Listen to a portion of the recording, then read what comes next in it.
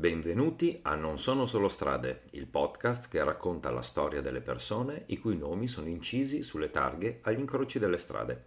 La puntata di oggi è dedicata ad una via relativamente nuova. Siamo ad ovest di Milano, non molto distanti dallo stadio di San Siro. Eccoci in via Milli Mignone. Milli, pseudonimo di Carolina Francesca Giuseppina Mignone, nasce il 26 febbraio 1905 ad Alessandria. Ha avuto un inizio di vita movimentato, cresciuta dalla madre insieme ai suoi fratelli dopo che il padre aveva abbandonato la famiglia, ma già dall'adolescenza il suo talento vocale brillava. L'esordio come cantante avviene al Teatro Fiandra nel 1924. E che dire del trio con i fratelli? Una vera e propria avventura nel mondo dell'avanspettacolo che li ha portati sul palco con successo. Lavora come soubrette con Odoardo Spadaro, Umberto Melnati e i fratelli De Filippo e nel 1934 il regista Mario Mattoli, che diventerà in seguito suo cognato, la chiama per recitare in tempo massimo. In seguito lavora con Vittorio De Sica in Amo te sola e nello stesso periodo incide i primi 78 giri e ottiene un buon successo soprattutto nel 1929 con Stramilano. Dopo un periodo trascorso in America, torna in patria e ottiene subito un gran successo con l'Opera da tre soldi di Bertolt Brecht, allestita al Piccolo Teatro di Milano con la regia di Giorgio Strehler.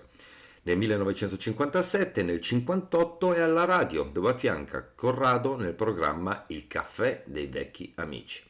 Nel 1962 è protagonista, insieme ad Enzo Jannacci, Tino Carraro e Sandra Mantovani, dello spettacolo di poesia e musica milanese Milanin Milanon. Siamo nel 1964 quando incide la canzone Autunno a Milano, scritto da Piero Ciampi, e in questo periodo inserisce nel suo repertorio brani dei nuovi esponenti del cantautorato italiano come Enzo Jannacci, Fabrizio De André e Nanni Svampa. È spesso ospite in televisione, dove veniva chiamata ad interpretare canzoni degli anni 20, 30 e 40, e si ricordano soprattutto le sue apparizioni a fianco di Mina, che diventerà in seguito la sua discografica. Indimenticabile la partecipazione a Studio 1 come ospite fissa con la rubrica di canzoni del repertorio tra le due guerre mondiali cantate talvolta in duetto con Lelio Luttazzi. Non abbandona nel frattempo l'attività dal vivo, esibendosi in molti spettacoli. Tenne infatti numerosi concerti a Milano, al Teatro Filodrammatici e alla Civica Scuola del Piccolo Teatro, con la regia di Filippo Crivelli,